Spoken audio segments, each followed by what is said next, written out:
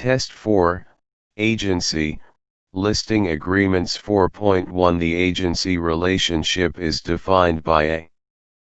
The Realtor Code of Ethics. B. The laws of agency, or in some states, by statute. C. The law of real estate contracts. D. The agreement between a principal and an agent. 4.2 Which of the following is true of the connection between compensation and the agency relationship? A. An agreement to give and receive compensation creates an agency relationship. B. If an agency relationship exists, the principal must provide valuable consideration to the agent. C. The relationship is independent of any compensation arrangement.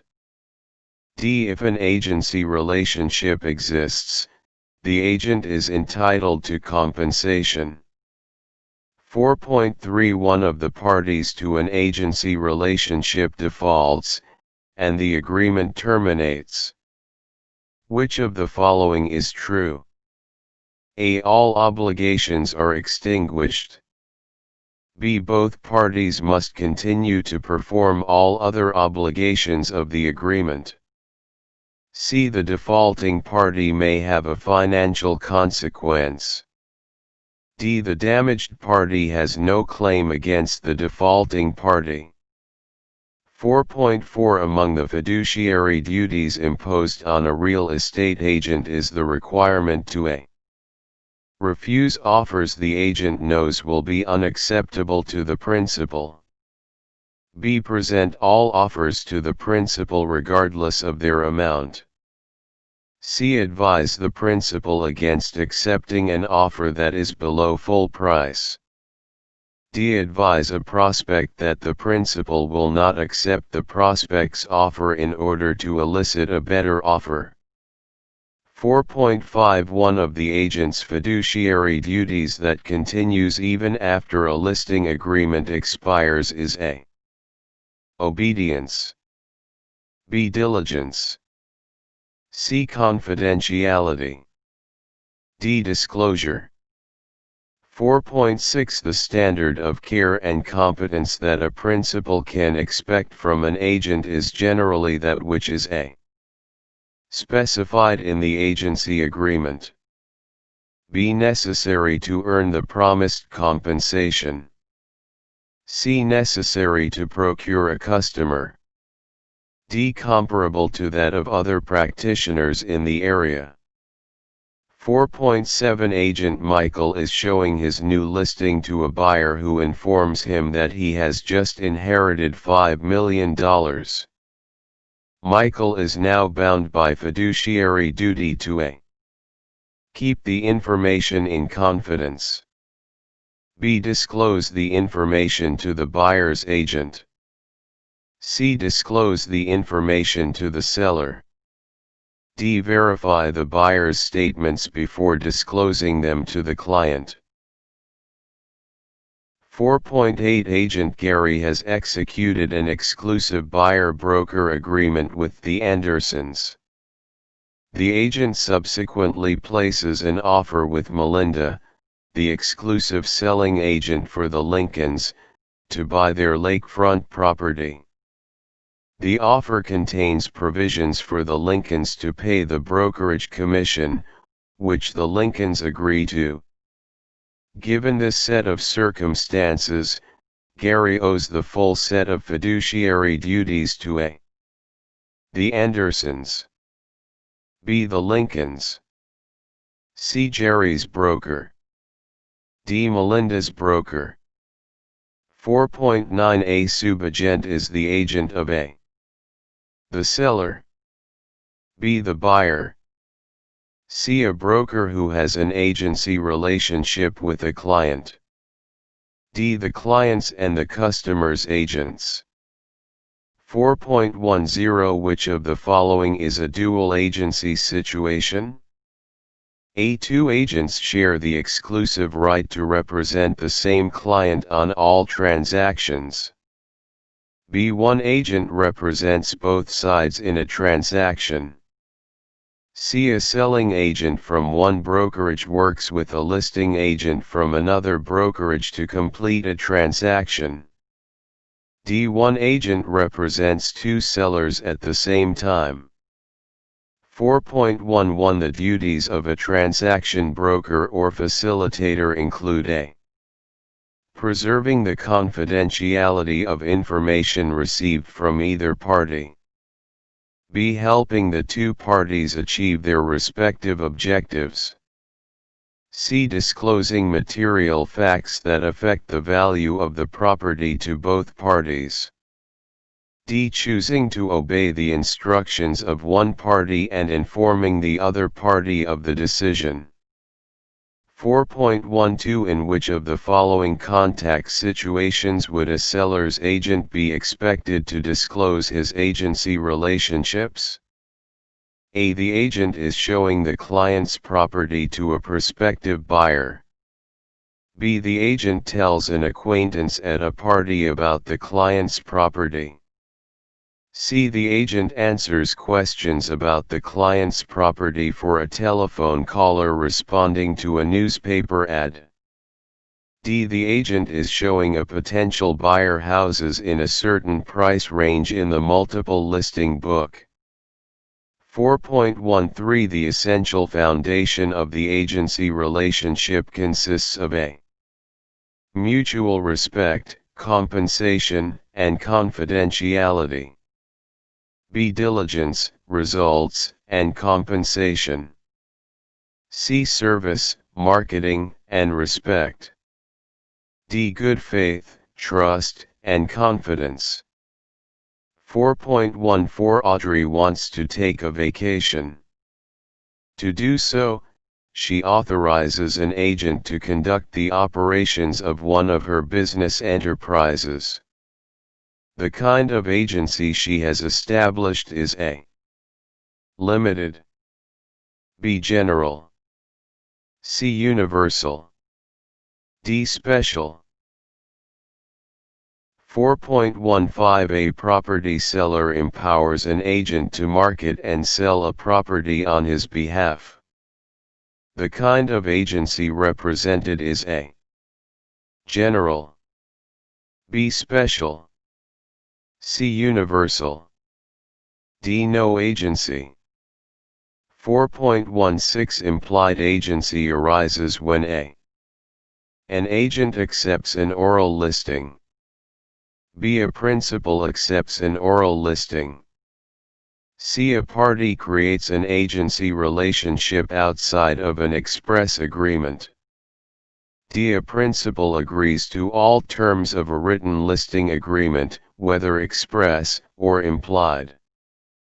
4.17 An agency relationship may be involuntarily terminated for which of the following reasons? A. Condemnation of the property. B. Mutual consent. C. Full performance. D. Renewal of the agent's license. 4.18 A principal discloses that she would sell a property for $500,000. During the listing period, the house is listed and marketed for $530,000. No offers come in, and the listing expires. 3 weeks later, the agent confides to a customer that the seller would have sold for less than the listed price. Which of the following is true? A. The agent has violated the duty of confidentiality. B. The agent has fulfilled all fiduciary duties, since the listing has expired. C. The agent is violating the duties owed this customer. D. The agent has created a dual agency situation with the customer.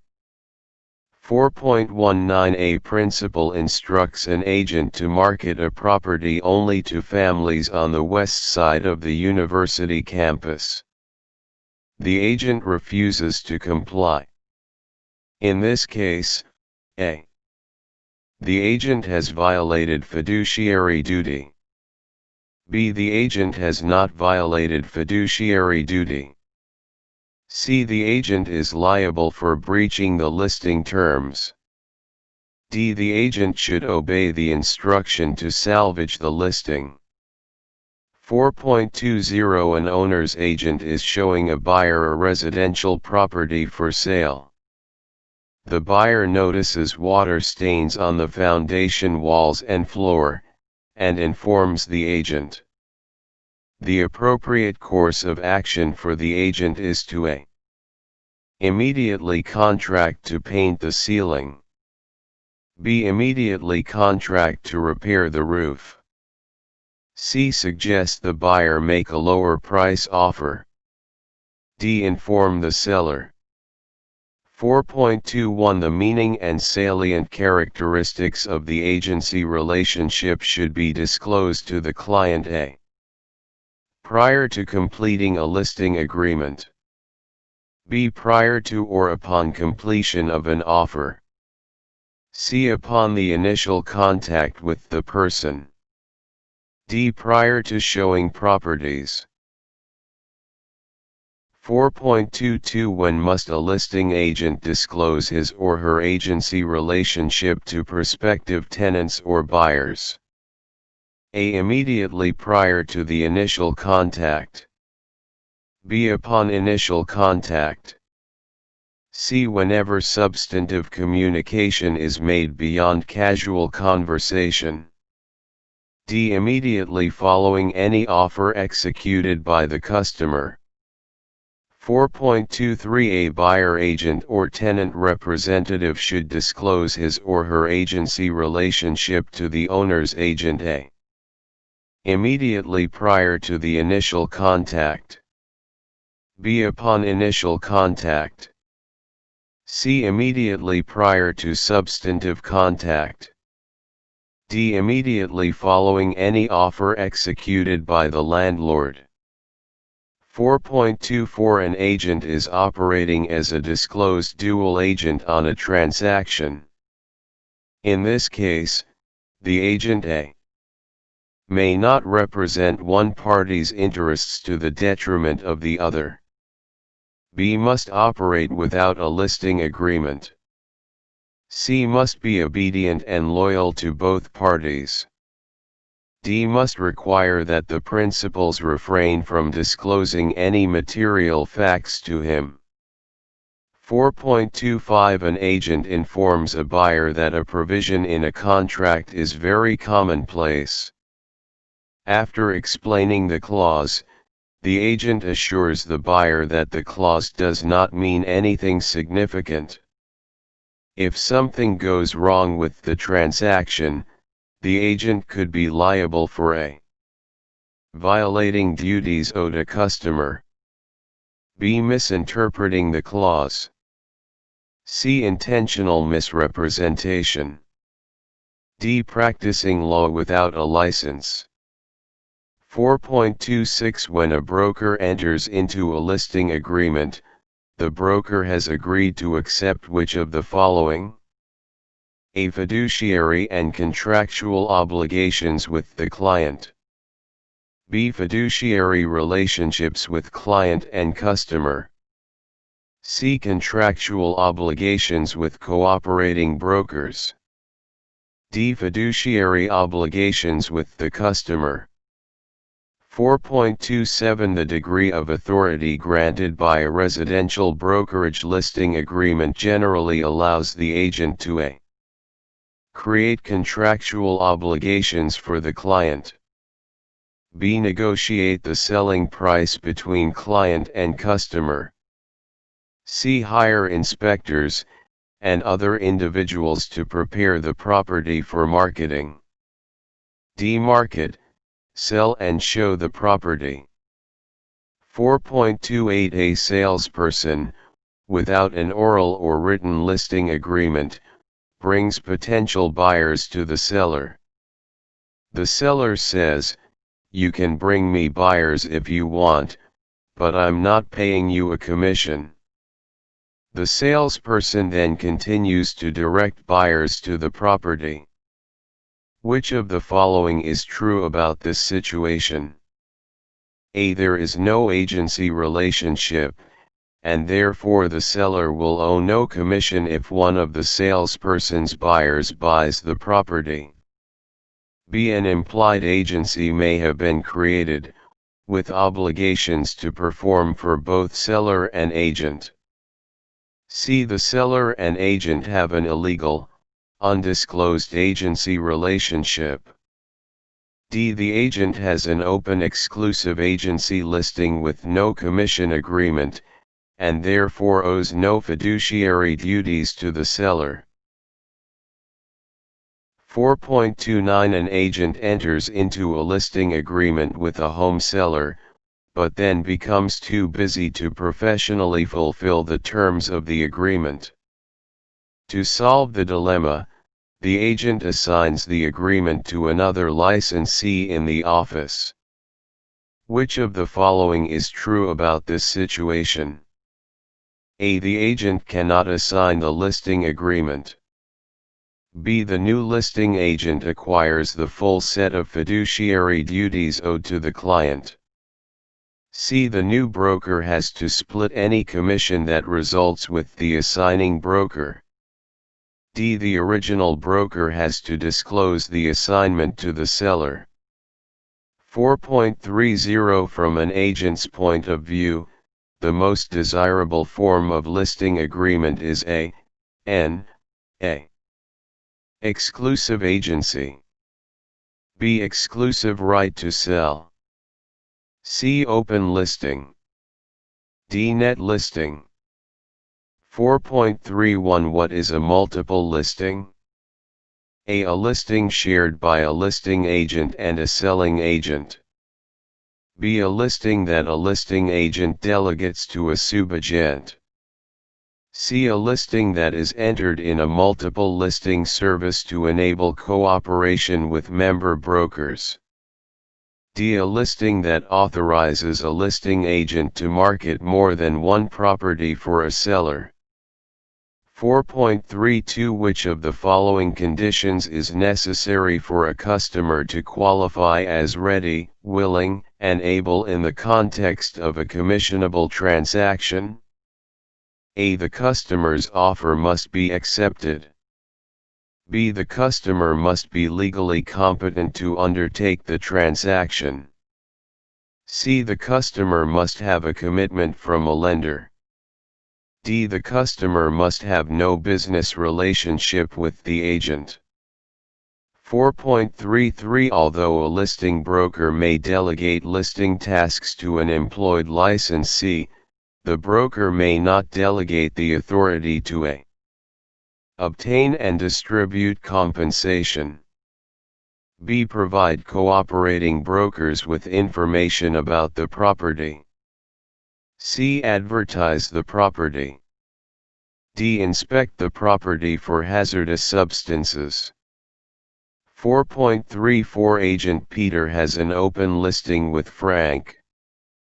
Paul is Peter's broker. Agent Perry's customer buys Frank's house. Patrick has a commission agreement with Frank. Who is most likely to be compensated in this scenario? A. Peter, since he has a written listing agreement. B. Paul, since he is Peter's broker. C. Perry, since he found the customer. D. Patrick, since he has a commission agreement. 4.35 If an agent has an exclusive listing to sell a property, and the property is then taken by eminent domain, what is the status of the listing? A. The seller's obligations under the listing are assigned to the agency that takes the property. B. It becomes a voidable contract. C. The commission clause of the agreement is cancelled. D. It may be terminated against the agent's will. 4.36 A broker obtains an exclusive listing to sell a house, but after 2 months, he abandons the listing because the seller is too demanding and hot-tempered. What can the seller do in this situation? A. Have the licensee's license revoked for negligence. B. Sue the broker for money damages. C. Sign a listing agreement with another broker and force the first broker to pay the commission. D. Force the broker to perform the contract without compensation. 4.37 An owner agrees to pay a broker for procuring a tenant unless it is the owner who finds the tenant. This is an example of a exclusive right to sell agreement. B. Exclusive agency agreement. C. Open listing. D. Net listing. 4.38 A landlord promises to compensate a broker for procuring a tenant, provided the broker is the procuring cause. This is an example of a exclusive right to rent agreement. B. Exclusive agency agreement. C. Open rental listing. D. Net lease listing. 4.39 A property owner agrees to pay a broker an open-ended commission as the difference between the sale price and a net amount, provided the owner receives a minimum amount of proceeds from the sale at closing. This is an example of a exclusive right to sell agreement. B. Exclusive agency agreement. C. Open listing. D. Net listing. 4.40 In the context of agency law, the legal difference between an owner representation agreement and a buyer representation agreement is a. The client. B. The commission amount. C. Fiduciary duties. D. Regulatory approvals. 4.41 A multiple listing authorization gives a broker what authority? A. To list the owner's property in a multiple listing service. B. To sell several properties for the owner at once. C. To represent both seller and buyer, if necessary, in selling the property. D. To delegate the listing responsibilities to other agents. Test